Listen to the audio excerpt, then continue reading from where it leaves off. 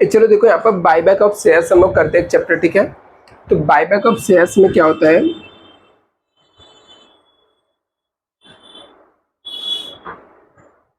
Company खुद का share से रिटर्न परचेस करती है, ठीक है। तो हम लोग यहाँ पर थियरी अभी फिलहाल देखते नहीं है, डायरेक्टली एग्जाम में सम किस तरीके से आता है वो देखते हैं और इसके सम कैसे सॉल्व करके मार्क्स मिलेगा।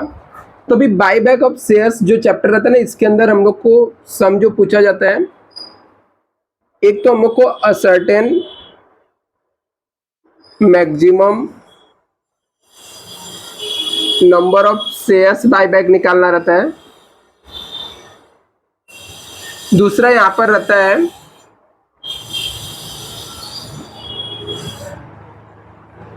General interest and balance sheet. कभी कभी बैलेंस शीट नहीं भी पूछा जाता है, सिर्फ जनरल एंट्री पूछा जाता है। ऐसे करके 20 मार्क के सम आते हैं। टाइप्स ऑफ सम इसके अंदर दो टाइप्स के होते हैं, टाइप्स ऑफ क्वेश्चन। एक हम लोग ऐसा देख सकते हैं, sorry, fully paid up shares होता है,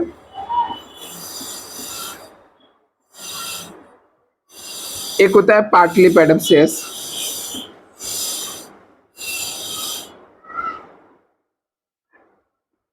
दो टाइप्स के सम यहाँ पर पूछे जाते हैं, फुल्ली पेड अप और पार्टली पेड अप के सम होते हैं। और एक और इसको हम लोग टाइप्स में देख सकते हैं, बायबैक प्राइस गिवन और बायबैक प्राइस नॉट गिवन।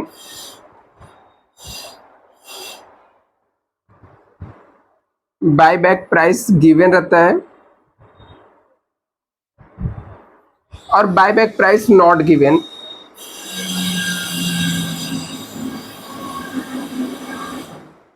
एक बार इससे नोट डाउन करो, हम लोग इसके फॉर्मेट देखते हैं।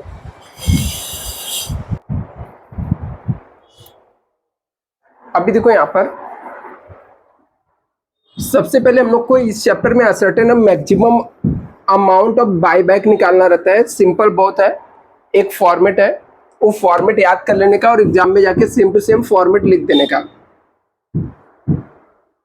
और मोस्टली आइटम आपको दिया रहेगा सम के अंदर, सेम टू सेम उठा के इसके अंदर लिख देने का। ये हमारा फॉर्मेट है, ascertain maximum amount of buyback, particulars रहेगा यहाँ पर रुपीस। सबसे पहले यहाँ पर हम लोग लिखते हैं सोर्सेस, जिसके अंदर आपका आ जाएगा सोर्सेस है और इसको जनरल फ्री रिजर्व भी बोलते हैं। इसके अंदर आपका आ जाएगा जनरल रिजर्व,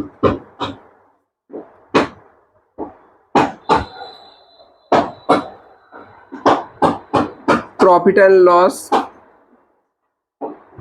सिक्योरिटीज प्रीमियम। ये तीनों के टोटल को हम लोग बोलते हैं reserve and surplus. Reserve and surplus. दूसरा कंडीशन होता है 25% of own fund. Company 25% share buyback कर सकती है ओन फंड का, जिसके अंदर आता है 25% ऑफ ओन फंड। तो इसके अंदर आता है इक्विटी शेयर कैपिटल,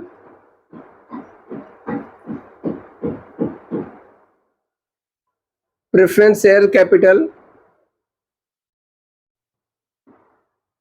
थर्ड आ जाएगा रिजर्व एंड सरप्लस।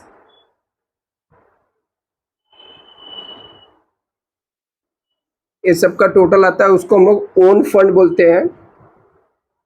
और ये रिजर्व एंड सरप्लस, ये जो टोटल आया रहता है वही रिजर्व एंड सरप्लस यहाँ पे लिखते हैं हम लोग। फिर ये सब का तीनों का टोटल मारेंगे तो टोटल ओन फंड हो जाता है। इसके बाद 25% निकालते हैं हम लोग, 25% ऑफ ओन फंड निकालकर आउटर कॉलम में लिख देते हैं हम लोग। थर्ड आ जाएगा डेप्ट इक्विटी रेशियो आफ्टर बायबैक। डेप्ट इक्विटी रेशियो आफ्टर बायबैक। तो इसको निकालने के लिए आपको क्या करना है, ओन फंड लेना है और हाफ लेने का डेप्ट फंड का जो अमाउंट रहेगा आउटर कॉलम में लिख देंगे।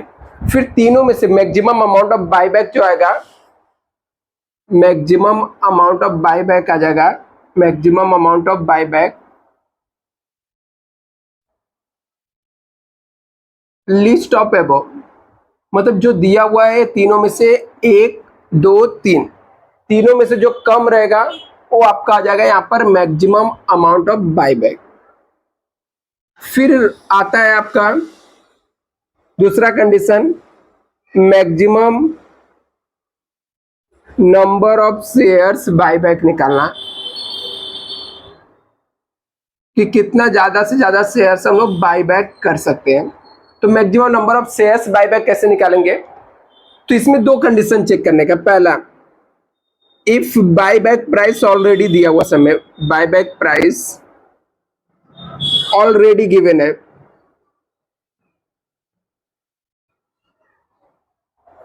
यदि बायबैक प्राइस ऑलरेडी गिवन है तो maximum amount of buyback equal to आ जाएगा maximum number of shares buyback आ जाएगा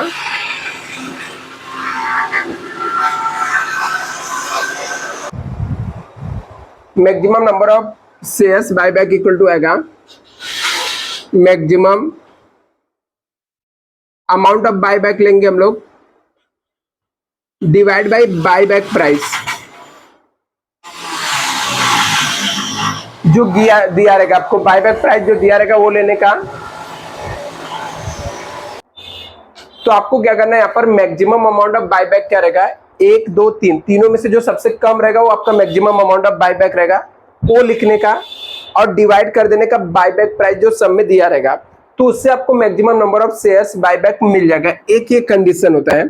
दूसरा कंडीशन होता है, if buyback price not given, सब में आपको दिया ही नहीं है, तो maximum number of share buyback,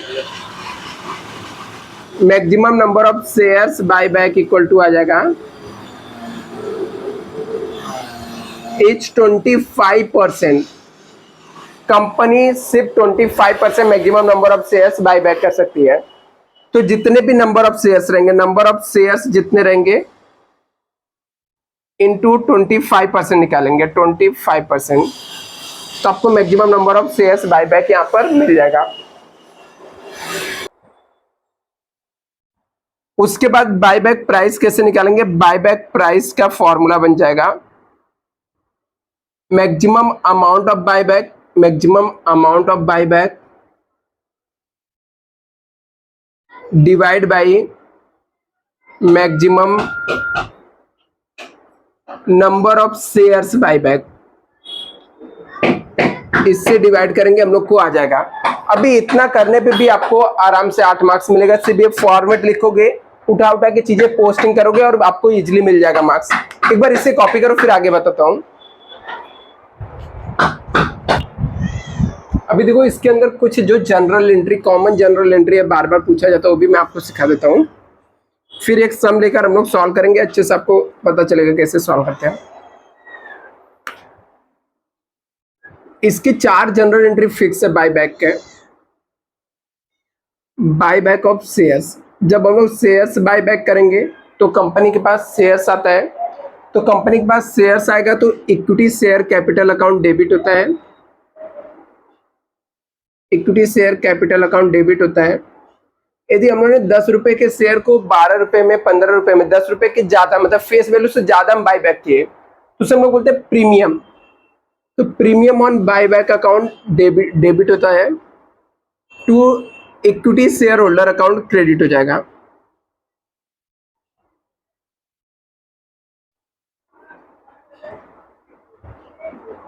दूसरा एंट्री आता है यहां पर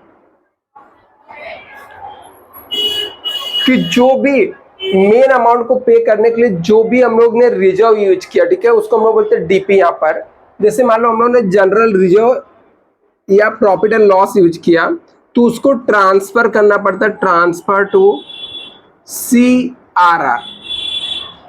तो ये सब यदि हम लोग ने यूज किया पे करने के लिए, कैसे यूज करना जब हम लोग सम सॉल्व करेंगे तो मैं आपको बताऊंगा।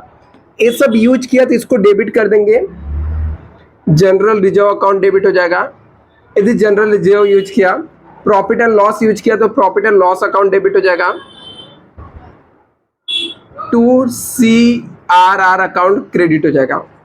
थर्ड एंट्री आता है प्रीमियम ऑन बायबैक को राइट अप करना, मतलब कैंसिल करना। तो इसको कैंसिल करने के लिए हम लोग सिक्योरिटी प्रीमियम यूज करते हैं। सिक्योरिटी प्रीमियम अकाउंट डेबिट हो जाएगा। इसके अलावा हम लोग यहाँ पर यदि प्रॉफिट एंड लॉस की जरूरत पड़ेगा तो प्रॉफिट एंड लॉस भी यूज करेंगे, तो profit and loss account debit हो जाएगा। To premium on buyback account यहाँ पर क्रेडिट हो जाएगा, क्योंकि यहाँ पे डेबिट किए थे। ये मोस्टली फिक्स एंट्री चाहिए तो याद कर लेना आप लोग। इसके बाद फोर्थ आपका पेमेंट का एंट्री आ जाएगा। पेमेंट करेंगे तो equity share holder account debit हो जाएगा। टू कैश बैंक अकाउंट क्या हो जाएगा, क्रेडिट हो जाएगा। ये चार एंट्री मोस्टली बायबैक का फिक्स आती है।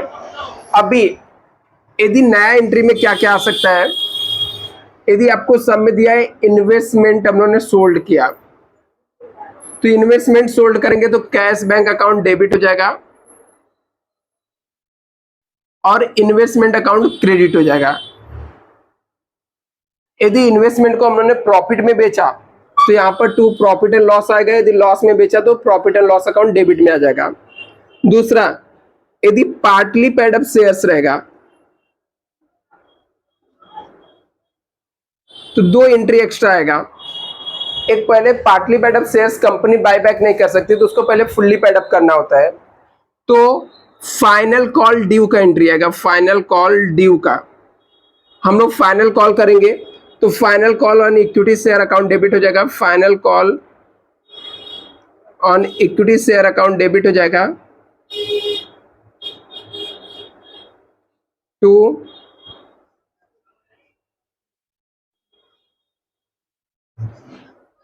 Equity share capital account credit हो जाएगा।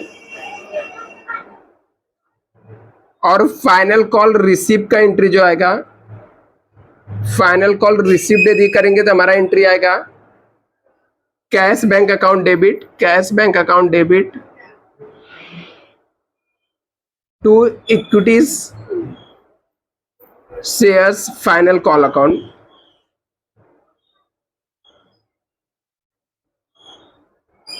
इसे जल्दी से आप लोग कर लो, इसे कॉपी करो, फिर हम लोग आगे करते हैं। एक सम निकाल के सॉल्व करते हैं, ज्यादा अच्छे से आपको क्लियर होगा कॉन्सेप्ट।